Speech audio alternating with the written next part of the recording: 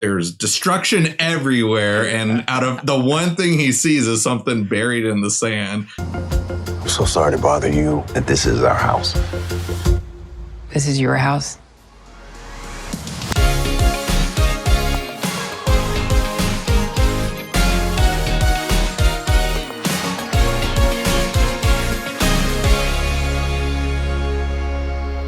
Drive-by movies you're watching. Fresh releases. My name's Blaze. And my name is James. And this week we're talking the new Netflix original, Leave the World Behind. I just want to know, what is the truth?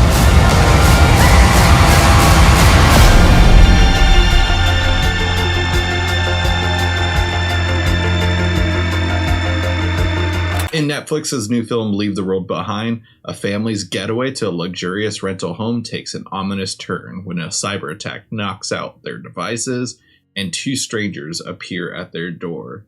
So I kind of got the vibe of this movie just from the poster, and that was really it. I didn't really look anything else about the movie. I just assumed it was kind of like a end of the world type of movie, or just some kind of, you know, mass hysteria or maybe a paranoia film. Just from the poster, I just saved it to my watch list, and I was trying to avoid as much going into it as possible. All I knew is that it was from the director of Comet, a movie that's been on my watch list for probably about a decade now, even though the director is more known for Mr. Robot. But really glad we watched this movie, because it would have probably went right over my radar if you didn't bring it up for us to review here. So what are your initial thoughts on the movie? You totally reminded me that the film Comet exists. I actually really like Comet. Like, I really liked that when I first saw it. I haven't seen it since my first viewing, but honestly, I held it pretty high. I think, at least on Letterboxd, I think it's like 4 stars maybe. Mm-hmm. Like this film as well. So I really enjoyed this film. Like, I thought this is like one movie where I instantly started it and I was just like sucked in. I was just so into it. I thought the acting was phenomenal. It really kind of like, it was hard to put down, almost like, oh, I gotta get up and go to the bathroom. Oh, I gotta pause it. Like, oh, you know, like I just wanted to keep watching it and just see where the story was unfolding.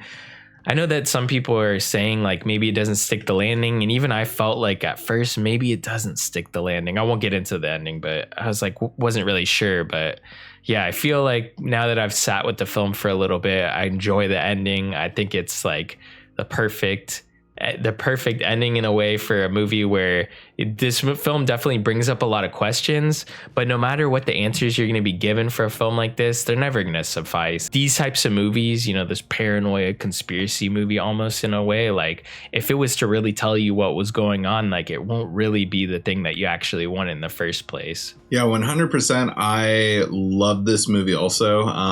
With the ending, I loved it right from the get-go. Just finished the movie earlier today before reviewing the show, and I thought it was a perfect ending, and actually reminded me of a short film that you did in college, actually, that I starred in. I believe you wrote the movie but didn't direct it, but that's a whole other story or something. But yeah, that was it. Like the ending felt like I was just like, oh, this reminds me of the film that we worked on when we were younger.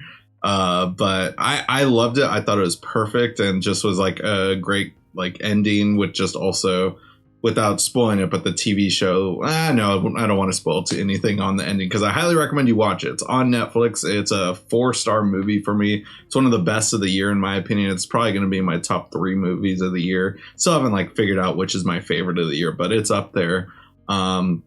You got me very nervous when you said buckle up. It's like 2 hours, 20 minutes. And constantly, I think we bring it up in every episode. This movie is a tad too short. This movie is way too long. We always bring up runtime on movies.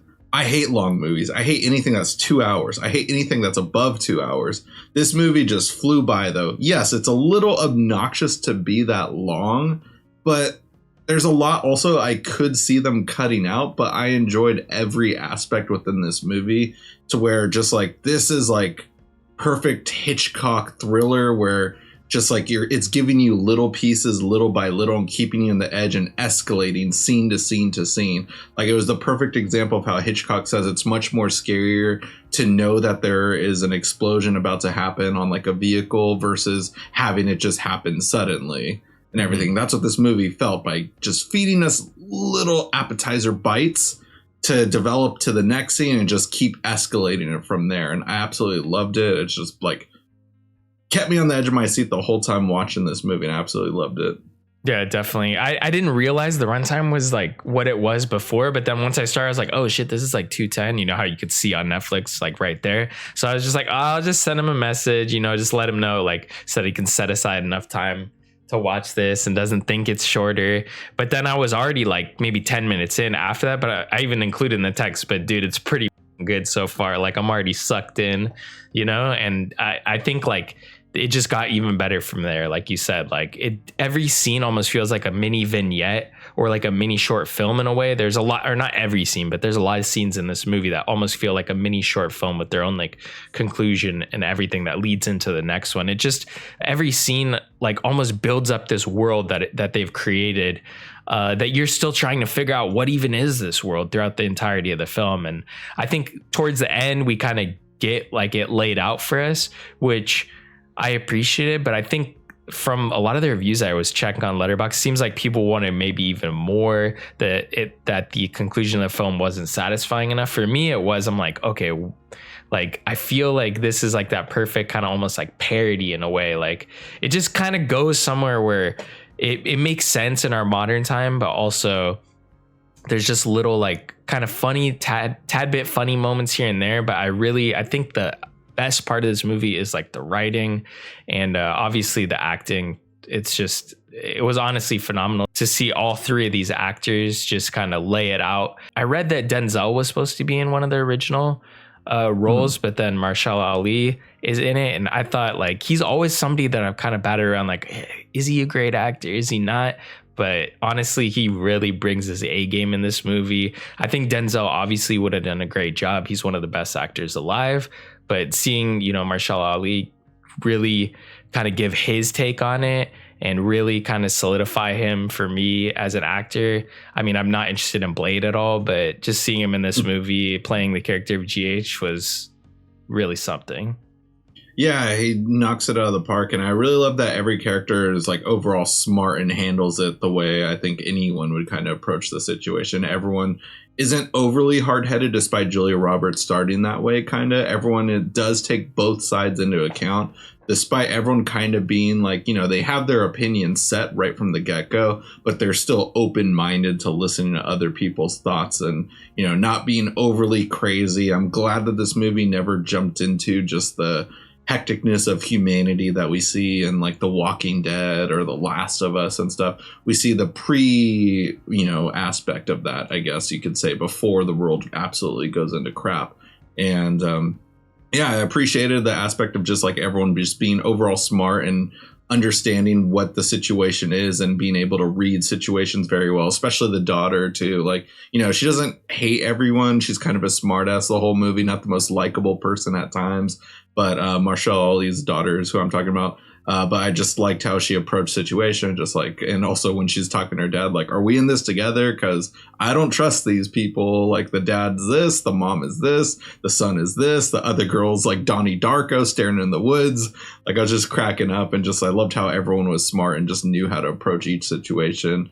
And just like it came off very natural and true, despite like there are a few moments within this movie where I guess like just to bring up like movies like Us or Get Out, where you kind of have to like, you know, not to think about it too much in those movies is what I've said. There's a few of those in this movie, but it just really didn't bother me. Like an example, like Marshall is at the beach and there's destruction everywhere, and out of the one thing he sees is something buried in the sand. It's like, yeah, let me unbury that thing in the sand, and then just, oh wow, whoa, I guess there's just everything is going on.